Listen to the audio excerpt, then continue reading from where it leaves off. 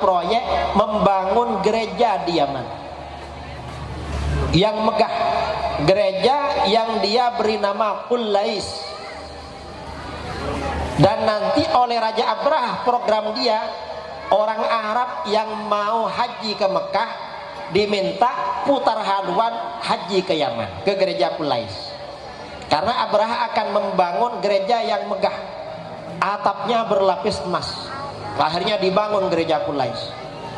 Setelah gereja yang megah ini dibangun, atapnya berlapis emas, Abraha ini minta orang-orang Arab agar hajinya ke Yaman saja, bukan ke Mekah. Akhirnya apa? Orang-orang Arab gak mau. Selain gak mau, ada salah seorang penduduk Mekah dari suku Kinanah, malam-malam ketika tidak ada orang, ketika sepi, dia masuk ke dalam gereja Qulais. Setelah masuk ke dalam gereja, apa yang dia lakukan? Pelan-pelan dia buka gamisnya. Gamisnya, orang Arab kan pakai gamis ya. Gamisnya dia buka ke atas, gak ada orang. Setelah itu celana dalamnya dia buka.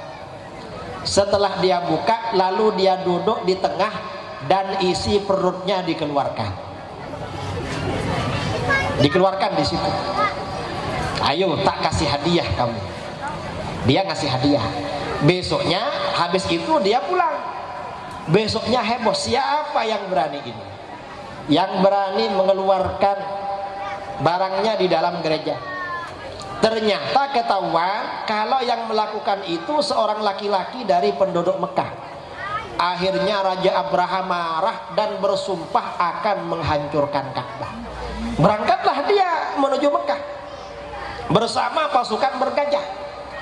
Sampai di kota Mekah, ketika gajahnya diarahkan untuk menghadap Ka'bah, duduk, gak mau berjalan. Tapi kalau diajak pergi ke arah lain, kencang larinya, gak mau. Aneh juga yang namanya gajah ini.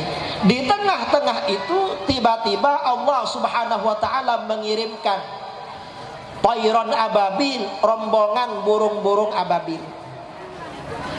Pada mulut ya, pada mulut dan kedua kakinya burung-burung ababil ini membawa batu kecil, membawa pelor. Begitu dijatuhkan pada orang-orang dari Yaman, orang Ethiopia ini, kalau jatuh ke kepalanya sanggup tembus ke bawah. Akhirnya mati mereka. Ini yang disebut peristiwa tahun gajah. Nah, kata para ulama, mengapa Allah menghancurkan tentara Abraha, pasukan bergajah? Kata para ulama, ikraman liwiladatin Nabi sallallahu alaihi wasallam. Karena Allah memuliakan pada kelahiran Nabi sallallahu alaihi wasallam. Ini tahun gajah. Karenanya luar biasa.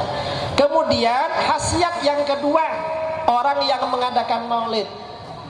Apa khasiatnya orang mengadakan maulid yang kedua? Khasiat yang kedua, orang mengadakan maulid itu adalah bagaimana? Orang yang mengadakan maulid di antara khasiatnya yang kedua adalah husulul hawaij wal amani. Hajat-hajatnya dan impian-impiannya, husulul hawaij wal marah. Allah akan mengabulkan hajat-hajatnya dan impiannya. Ini orang mengadakan maulid. Karenanya kita yang hadir pada acara maulid ini, semua hajat-hajat kita hadirkan di dalam hati. Misalnya yang punya hutang, ya Allah lunaskan hutang kami. Yang punya dosa, ampuni dosa kami. Yang belum punya anak, minta anak kepada Allah.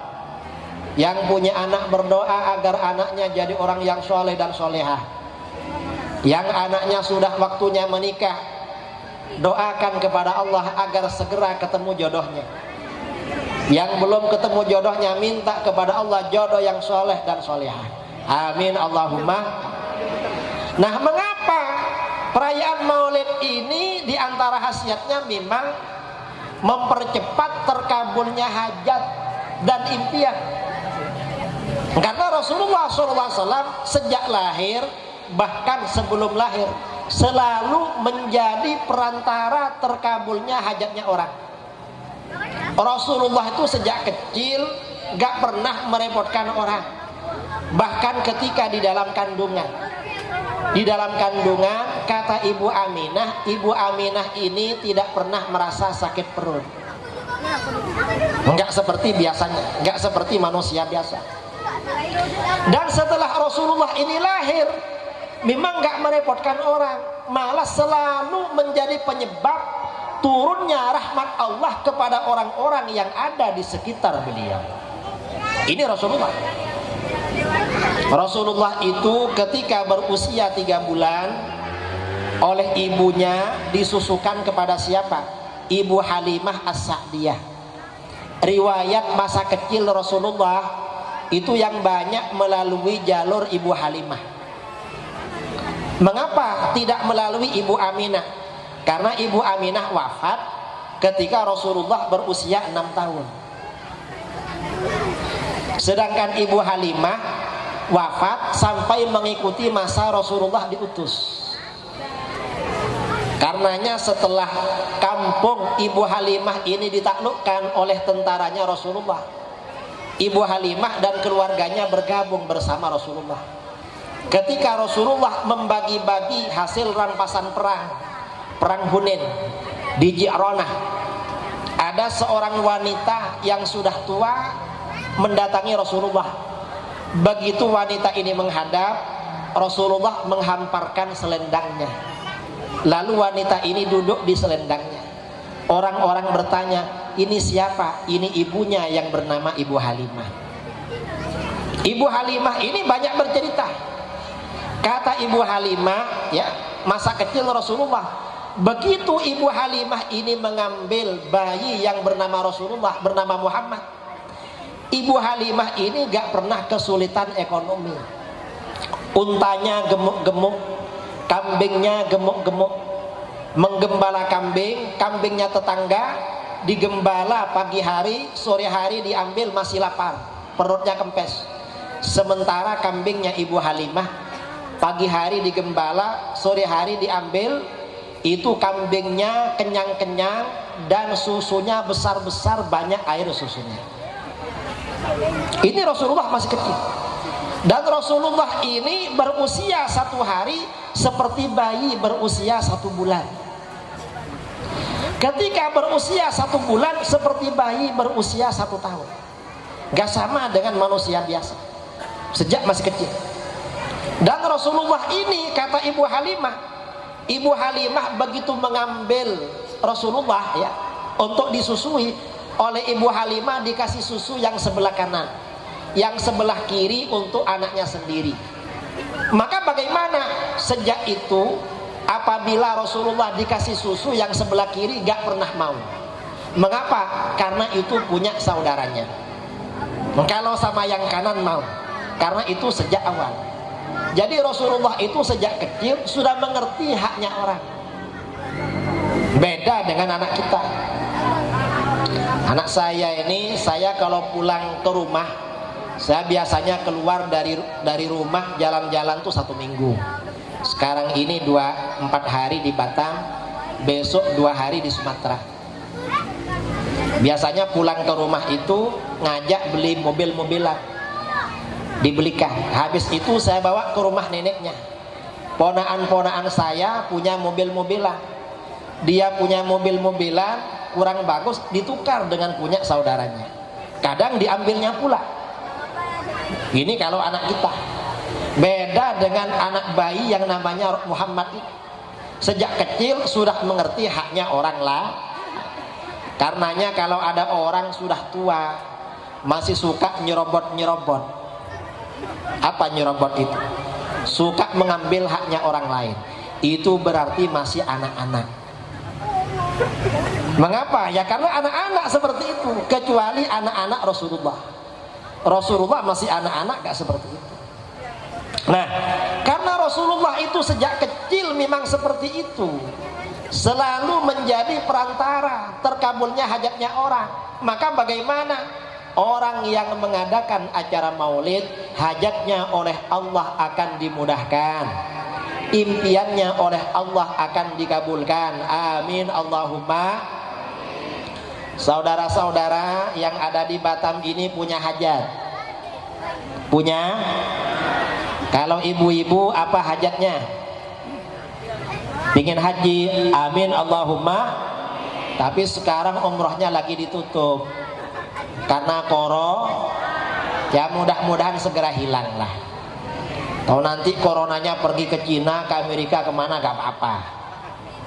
Yang penting kita selamat. Kalau bapak-bapak ingin apa hajatnya? Punya hajat bapak-bapak? Apa hajatnya? Nambah istri. Kalau bapak-bapak itu beda hajatnya.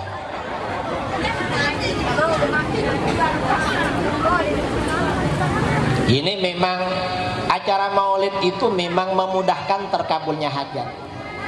Orang-orang Mekah, orang-orang Madinah yang ahlus sunnah punya hajat apapun bikin maulid. Anaknya mau pergi ke luar negeri bikin maulid, anaknya mau ujian bikin maulid, anaknya sakit bikin maulid, anaknya mau pulang dari luar negeri bikin maulid. Itu orang Arab, orang Saudi. Kata orang Wahabi, kalau memang maulid ada, kenapa di Mekah dan Madinah gak ada?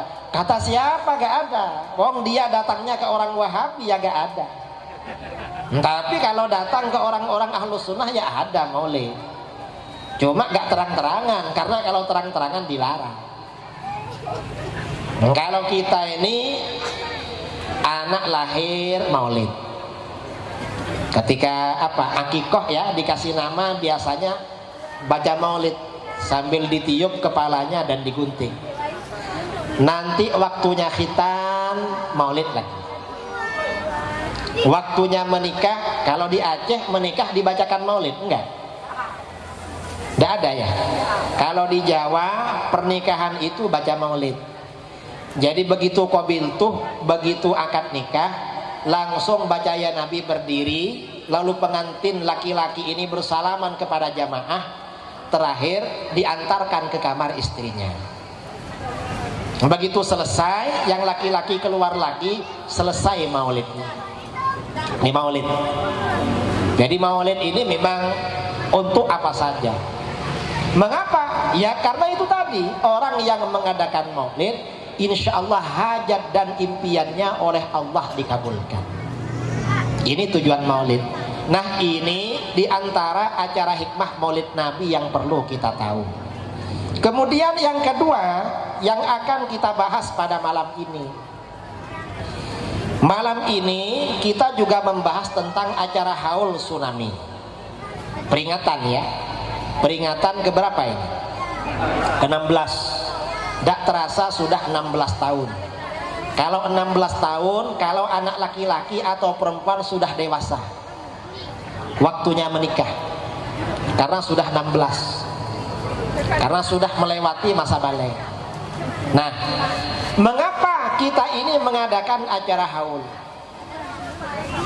Kita ini umat Islam di Indonesia dan di mana-mana memang ada acara-acara ritual kematian. Ketika keluarga kita meninggal, maka ada kenduri tahlil selama 7 hari. Itu di Jawa, di Batam. Kalau di Aceh berapa hari? 7 ya. Mengapa acaranya 7 hari? Karena di dalam hadis riwayat Imam Ahmad dari Imam Tawus dalam kitab Az-Zuhad, Imam Tawus berkata, innal mauta yuftanuna fi quburihim sab'an fakanu yastahibbun ayyut ama anhum tilkal ayyam. Sesungguhnya orang-orang yang meninggal dunia, orang-orang yang mati, itu ditanya di alam kubur oleh Mungkar Nakir selama 7 hari 7 malam. Jadi saudara-saudara, ujian alam kubur itu 7 hari 7 malam. Mengapa? Karena mau masuk kelas. Saudara-saudara kalau mau masuk pondok, masuk sekolah, kan diuji, dites dulu itu. Mengapa? Nanti kelasnya kelas mana? Apa kelasnya VIP atau kelasnya dipukuli? Nah, karena ujiannya ini 7 hari 7 malam, maka para sahabat dan ulama salaf menganjurkan sedekah makan selama 7 hari 7 malam. Itu ritual 7 hari. Kemudian kita selain 7 hari ada hari 40. Di Aceh ada juga. Kalau kata Syekh Nawawi Banten, di Nusantara ini bukan hanya 40, ada hari ke-20, lalu hari ke-40, hari ke-100, hari ke-1000. Lalu setiap tahun adalah acara haul. Mengapa ada acara haul?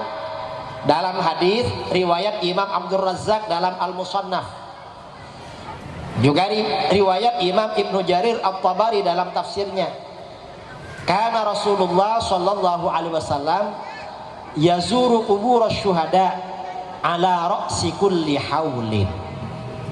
Rasulullah sallallahu alaihi wasallam selalu berziarah ke makam syuhada. Makam syuhada itu para pahlawan perang Uhud. Karena Rasulullah yang kalah perang dan banyak korban itu di Uhud, 70 orang yang meninggal. Rasulullah selalu berkunjung ke makam para syuhada. Kapan? Ala ra'si kulli haulin, setiap awal permulaan haul, permulaan putaran setahun. Ya kayak gini. Jadi berziarah ke makam para syuhada. Karenanya acara haul itu kalau yang asli ziarah ke makam sana di Aceh. Cuma kita di sini karena repot kalau ke sana. Enggak apa-apa sebenarnya. Kemudian setelah Rasulullah wafat, wa kana Abu Bakar yaf'aluhu, Abu Bakar melanjutkan jejak Rasulullah setiap haul ziarah ke makam syuhada. Tsumma kana Umar yaf'aluhu, setelah Abu Bakar wafat, Umar melakukan juga. Setelah Umar wafat, tsumma kana Utsman yaf'aluhu, Sayyidina Utsman juga melakukan haul. Setelah Sayyidina Utsman wafat, diganti Sayyidina Ali. Sayyidina Ali gak sempat haul. Mengapa? Karena Sayyidina Ali sibuk perang dengan kelompok pemberontak. Dan Sayyidina Ali memindah pusat pemerintahan dari Madinah, dipindah ke Irak di Kufah, jauh dari Madinah. Karenanya tidak ziarah ke makam para syuhada. Ini acara haul. Kemudian apa yang terpenting dari acara haul ya? Acara peringatan haul, tahlilan dan segala macam, juga Maulid Nabi. Acara yang terpenting dari acara ini sebenarnya adalah interaksi antara orang yang hidup dengan orang yang mati. Mengapa begitu? Dalam akidah kita, akidah Ahlus Sunnah wal Jamaah, orang yang sudah meninggal dunia itu sebenarnya masih hidup. Saudara kita yang meninggal kena tsunami itu masih hidup dan mereka mati syahid. Cuma syahid tsunami. Karena orang mati syahid itu macam-macam. Ada yang perang, namanya syahid perang, syahidul harbi, itu syahid dunia. Kalau ikhlas dunia akhirat. Ada orang sakit perut, syahid, cuma syahid akhirat. Ada orang berangkat kerja, kecelakaan, meninggal, syahid, cuma syahid akhirat. Itu mati syahid. Nah, orang yang meninggal ini sebenarnya masih hidup. Dan antara orang yang meninggal dengan orang yang masih hidup ini ada komunikasi. Karena orang yang meninggal ini masih hidup, maka bagaimana bisa terjadi interaksi timbal balik? Yang sudah meninggal mendoakan orang yang masih hidup, yang masih hidup juga kirim doa untuk orang yang mati. Mengapa? Karena sama-sama hidup, enggak sama-sama mati. Karenanya kita ada ziarah kubur. Mengapa ziarah kubur? Karena yang diziarahi hidup, cuma hidupnya di alam barzah. Ini sebenarnya inti dari acara haul, acara tahlil apa itu sebenarnya. Di mana dalilnya? Di dalam Al-Qur'an Allah Subhanahu wa taala berfirman, "Wa qul i'malu fasayarallahu 'amalakum wa rasuluhu wal mu'minun." Katakan Muhammad, i'malu, lakukan apa saja yang kalian mau. Dalam ayat ini Allah memerintahkan manusia kerjakan apa yang mereka mau. Ini kata para ulama, maksudnya tahdid, menakut-nakuti. Artinya apa? Jangan semaunya berbuat. Jangan. Mengapa? Fasayarallahu amalakum. Karena Allah pasti melihat perbuatan kamu.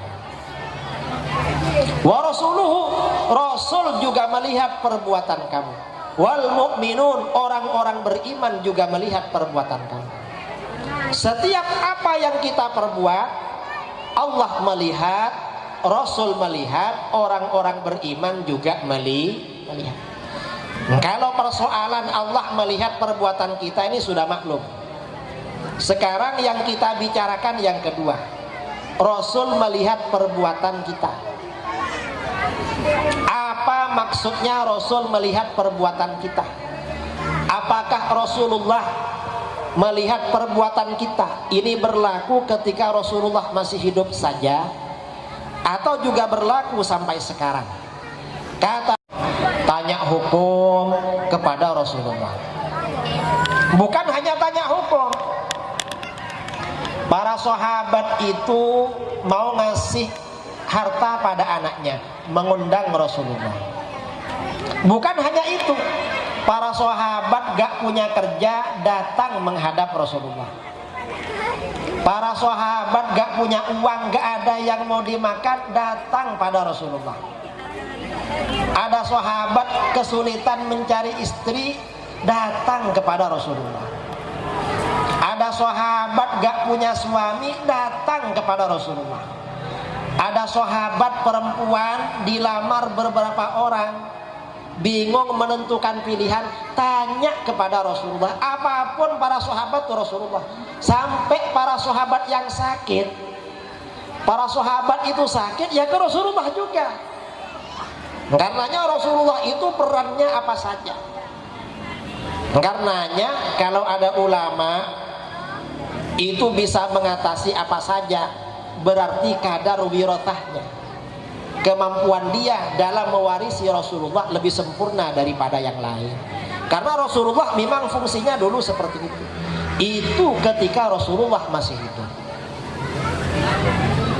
Jadi ketika Rasulullah masih hidup memang semuanya kepada Rasulullah. Kemudian bagaimana kalau Rasulullah nanti meninggal? Rasulullah bersabda, wa mamati khairun lakum. Kematianku, aku meninggal dunia juga baik buat kamu.